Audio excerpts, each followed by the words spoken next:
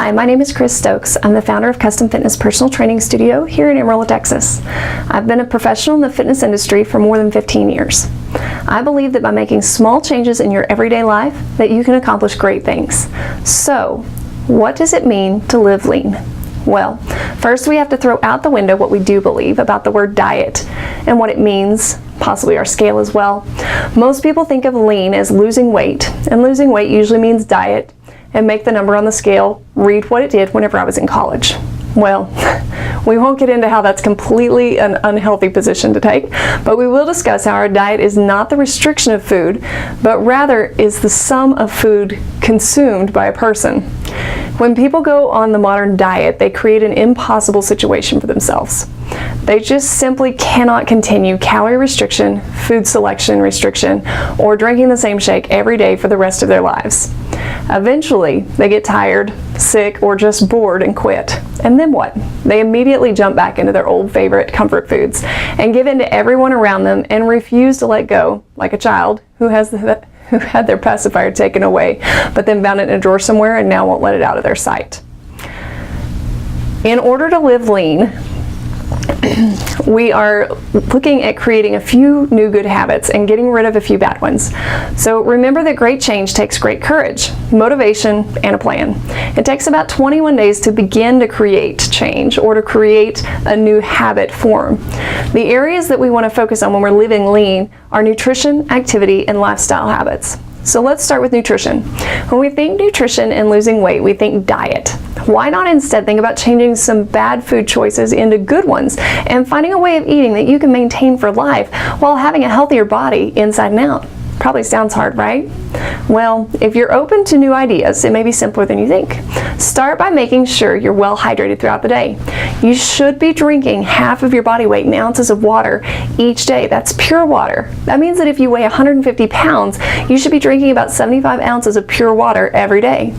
So why don't tea and coffee count? They're mixed with water. Yes, they are, but they also act as diuretics, and when you drink them, the body has to take time to break the two entities apart, which causes a delay in hydration, which equals dehydration. So why does that really matter? It's just a short time. Well, once the body hits the point of dehydration, no matter how intense or less intense, it begins to shut non-essential systems down. Systems such as your metabolism, you stop burning fat, your cognitive functions, you can't focus or think as clearly. Even your immune system can be affected by dehydration. If it doesn't have to do with your heart beating, your lungs breathing, and you finding water, your body really finds it non-essential during dehydration. But 50% of my body weight sounds like a lot. Well, it really isn't when you consider that your body is made up of 60 to 65% water. So basically our goal each day is to provide the body with 50% water from pure water sources and 10 to 15% water from our foods and other beverages such as coffee and tea. So one of the best ways to accomplish this is to first start small and build the amount of water that you're drinking each day. Second, grab whatever bottle, cup, or mug that you drink out of each day and measure how many ounces it holds. Then take that number of ounces that you need each day and divide it by how many ounces the cup holds. So if you needed 75 ounces and your cup holds 20 ounces, then you would need about 3 3/4 cups of water from that cup that day. Let's round it to 4 to make life easy. So then you would take 4 rubber bands and place them around the cup, or use a bottle like the Zac Designs HydroTac. Each time that you finish a cup of water, you could either remove or slide the rubber band down to the bottom. Refill and continue until you're removed or slid down all the rubber bands that day. That just helps to give you something that you can look at to see that you've done it. So this brings us to the topic of food. Many of us through the stresses of life have now trained our bodies that we don't really need to eat that often. It may come in the sense of, I'm not hungry, or possibly food really makes me sick if I eat breakfast, and so many other manifestations. However, the truth is that we have taught our bodies when we are willing and not willing to provide that energy they need for their day.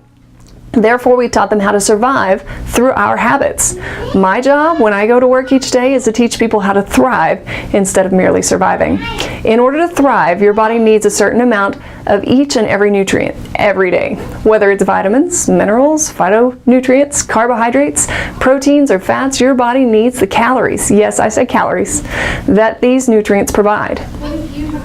We've been led to believe that a calorie is a bad word. Well, that couldn't be further from the truth. As you may have heard before, it's the excess of calories that causes the problem. The calories themselves are what provide our body with the energy that it needs to move, to think, and to perform.